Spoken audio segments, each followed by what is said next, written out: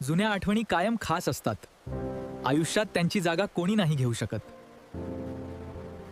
आजोबा, तुमच्या लहानपणी मोबाईल नव्हते का? अरे वेड्या, तेव्हा मोबाईल नव्हते, पण माणसं खूप जवळ होती. सकाळी आईच्या आवाजाने उठायचो, अलार्मने नाही. ते दिवस पुन्हा कधीच परत येणार नाहीत आणि ती मायेची ऊब सदैव लक्षात राहील.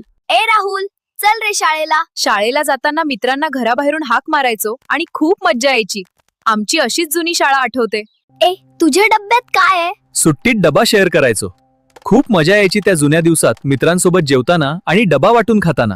बाबा, आता दिसते का? ठाम रे, अजून थोडा फिरवातो.